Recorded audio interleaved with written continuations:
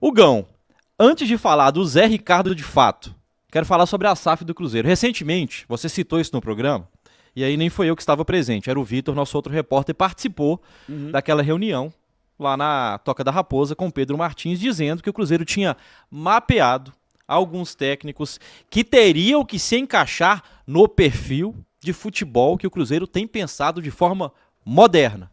Aí eu quero saber, Zé Ricardo é esse perfil? Se for, é erro da diretoria ou não pra você? Ô, Lauro, pelo que eu vejo com a chegada do Zé Ricardo, eu acho que eles não tinham nem mapeado esses 5 treinadores. Opinião.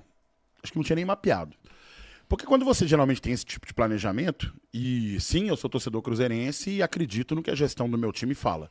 Por muitas vezes eu coloco ressalvas, eu vejo que muitas coisas não encaixam, mas por ter visto, por exemplo, o ano de 2022 muito satisfatório para a torcida do Cruzeiro, né? Foi um ano em que a gente consegue voltar para a elite do futebol brasileiro, é um ano que a gente consegue ver, por exemplo, algumas tomadas de decisões corretas. Até quando a gente questionou, por exemplo, a chegada do Rodolfo, que era do América, por exemplo, que tinha feito uma boa temporada 2021 no América e tudo. A gente questiona, por exemplo, a chegada era Léo Paz, né? O uruguaio, se eu não me engano. Acho que era Léo Paz, mesmo, se eu não me engano. Algumas chegadas assim tal que a gente ficou bem preocupado, né? Quando, por exemplo, chega o Lucas Oliveira, que o Ramon acaba indo para o Atlético Goianiense, a gente não, mas quem é o Lucas Oliveira? Né? O Jajá também pintando por aqui, apesar que o Jajá, eu falei, tinha elogiado todo mundo que uma Série B seria o suficiente. Você pensa assim, ó, cara, vamos dar o voto de confiança porque os caras fizeram um bom trabalho e tudo. E uma coisa é você concordar com o que a gestão faz na parte administrativa, outra coisa é você discordar do que faz nas tomadas de decisão do futebol. Naquele momento eles tinham acertado em relação ao futebol. O Cruzeiro foi campeão com uma campanha sensacional na Série B o ano passado. Né? Conseguiu voltar numa situação em que a gente estava muito ansioso, talvez mais ansioso do que aflito. Estava muito ansioso para que voltasse logo para a elite do futebol brasileiro. Aflito, a gente ficava aflito por causa da situação, por causa dos traumas que a gente tinha em 2019, incluo 20 e 21. Então, quando acontece tudo aquilo, você dá o voto de confiança para os caras. Aí acontece aquela situação com o Pesolano. Né? O Pesolano não queria mais ficar, de ter vindo aquela proposta da Arábia. Né? Ali já balançou um pouco, né? Mas a gente pensa no Mineiro, a torcida fica meio ressabiada, mas como no ano anterior também o Cruzeiro não se importou tanto com o Campeonato Mineiro, mas apesar de ter chegado numa final, o foco era o acesso. A gente tinha, pelo menos, entendendo o seguinte, poxa, o Ronaldo jogou as claras com a torcida, né? Falou, olha, não espera grandes títulos, teremos um time campeonato... Isso a gente não pode discordar, né? Não, teremos um time competitivo no Campeonato Brasileiro. Tô falando isso só para contextualizar realmente o meu ponto, né, da minha tomada de decisão hoje de uma crítica mais severa. Ok, começamos o Campeonato Brasileiro com o Pepa, já não era mais com o Paulo Pesolano. O Pepa vai para o amistoso com o Bragantino, que eu olhei e falei assim, tá. Deu para ver algum padrão de jogo, alguma coisa assim, mas é um jogo amistoso em que o jogador, gente, jogo amistoso assim, perto de começar uma grande competição, o cara não bota o pé para dividir. O cara não vai mostrar, tipo assim, que é muito aguerrido para ser escolhido pelo treinador. Ele já percebe dentro do ambiente o que o treinador tem na cabeça dele ou não. Estreamos contra o Corinthians, uma derrota. Mas com o Cruzeiro jogando de modo satisfatório pro torcedor. Vamos para a segunda rodada, emplacamos algumas vitórias. Depois teve um tropecinho ali, outra aqui e tal. E aí emplacou o número de jogos sem você vencer.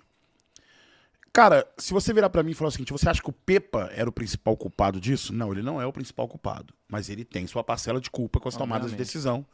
Insistindo com peças que não funcionaria. A gente vê, por exemplo, a família do Daniel Júnior deixou muito claro nas redes sociais que estava insatisfeito com o treinador, que na hora que ele sai, a mãe faz um post, né, sobre, tá vendo? Mais ou menos isso. Não é exatamente isso, mas é mais ou menos isso. Você vê, por exemplo, jogadores que não vinham sendo aproveitados por uma condição de indisciplina. Tem o Fernando, que é um menino que veio do Grêmio, que não é usado por ele. O Ariels, que foi muito bem na Taça São Paulo Futebol Júnior, e no momento que a galera fala, não, tem que segurar um pouco o garoto para entender qual que é o momento. Né? Garoto de 17 anos, arrebenta no campeonato sub-20, né? E não vai ter chance no time profissional, tem que estar relacionado, cara. Tem que vir para jogo, tem que estar no clima, tem que estar no ambiente da galera. Você não vê mais Daniel Júnior sendo usado, né? O Kaique em algumas situações estava sendo, né? E aí você observa, por exemplo, a tomada de decisão do futebol, a chegada de Henrique Dourado, você, mano, não rende pro futebol. Igor Formiga, que permaneceu. Não, calma lá, gente, dá uma segurada aí nesse ponto, né? E alguns jogadores que começam a sair. O Richard, pelo que aconteceu, a gente sabe. Durante a temporada também, algumas lesões. Em campo, né? A grande questão foi... E aí você tem um Ramiro lesionado, você tem agora o Matheus Pereira, que acabou de chegar e lesionou, mas você tem o Arthur Gomes, que correspondeu. e tudo. E naquela reunião, na Toca da Raposa, eu lembro que foi o Vitor que foi, mas eu fui convidado para isso também. Sim. Decidi não ir. Porque eu falei assim, eu tenho medo de ir nessas reuniões. Porque, ao contrário do que o pessoal pensa, e o Lauro sabe disso, e eu também, eu convivo o menos possível com diretoria, eu convivo o menos possível com o jogador. Até me relaciono com alguns, cumprimento, tenho contato, gravei um conteúdo com o Edu e com o Rafael Cabral em São Paulo pelo Cruzeiro, né? Pelo Cruzeiro virtual, né? Que a gente tinha feito aquele plano virtual. E ok. Mas eu evito esse vínculo para poder ter o máximo possível de imparcialidade na hora de comentar. E de liberdade também, né? E também de não perder meu sentimento de cruzeirense, porque eu sou cruzeirense pra caramba. E é isso. Quando veio aquele papo de 5 treinadores, eu falei, pô, legal, se o Pepa não der certo, vamos ver quem são esses 5 aí que tem de possibilidade. Só um parênteses, até porque o Pepa me pareceu um bom mapeamento do Cruzeiro. E acertado. Pareceu. O Cruzeiro não vinha conquistando resultados, mas se mostrava muito organizado em campo, até certa parte. Aí eu acho que vinha erro também de substituições erradas, mas o Cruzeiro foi muito organizado também com o Botafogo, muito organizado contra o Corinthians. Mas em determinados momentos a estratégia de jogo mudava, que eu não entendia. Esse é o problema, também acho que errava em substituição. Quando a gente foi jogar, acho que contra o Palmeiras, que o Matheus Vital machuca no início do jogo, por exemplo, qual que é a ideia de jogo? A ideia de jogo é você ter um meio armador atuando ali, infiltrado no meio dos 2 volantes do Palmeiras, porque quando você tem um meio armador, porque pra mim ele ia com 3 volantes. Ele vai com 3 volantes porque vai segurar o time do Palmeiras. E ele me surpreendeu, ele colocou um meio armador ali, que era o Matheus Vital, e quando o Matheus Vital machuca, entra o Machado. Eu falei, por quê? Tudo bem, o Cruzeiro foi bem na partida. Perde no final do jogo, mas foi bem na partida. Não tem muito... Às vezes não tem nem coerência esse questionamento meu. Mas aí eu percebo um pouco de falta de coerência nesse ponto, porque assim, cara, é um meio armador que tá em campo. Na hora que tira, você coloca o Machado, não, mas ia colocar o Nicão. Mano, se é a sua estratégia de jogo, você tem que defender a sua estratégia de jogo. A gente saiu derrotado daquela partida do mesmo jeito. E aí, quando o Pepa cai, eu pensei assim, talvez o Cruzeiro não demore, e falei isso no programa, talvez o Cruzeiro não demore a apresentar o treinador, porque o Cruzeiro faz aquele post no Twitter e coloca embaixo não assim. Era só um pensamento seu, era de todo mundo, na verdade. Claro, principalmente pelo discurso que teve naquele dia daquela reunião da Raposa. Exatamente por isso. E aí me aparece Zé Ricardo, e vou dar também os créditos aqui, que o Jorge Nicola falou que essa foi a 8ª opção do Cruzeiro. Que mapeamento é esse? Que 5 treinadores são esses que estão... Cruzeiro estamos pensando em 5 treinadores. Que 5 são esses? Para de repente você ter tentado esses 5 e depois dos 5, a terceira opção ainda ser o outro cara ainda. Porque teve 5, teve mais 2 antes, e aí o terceiro ser o Zé Ricardo. E aí a minha pergunta, nem vou entrar no mérito da questão, por exemplo, sobre futebol japonês ter sido rebaixado, porque o Mano Menezes foi rebaixado na China.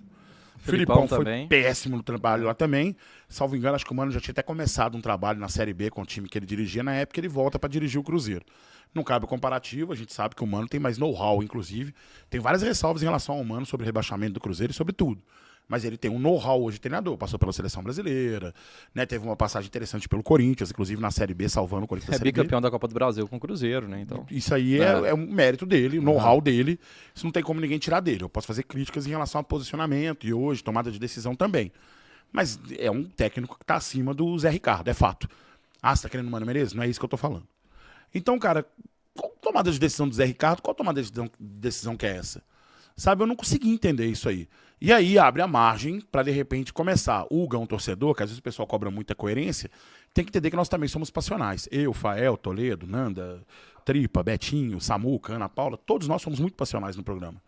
Nosso time fala, a gente, vamos botar fé, né, velho, que agora a coisa vai funcionar. Até acontecer uma situação dessa.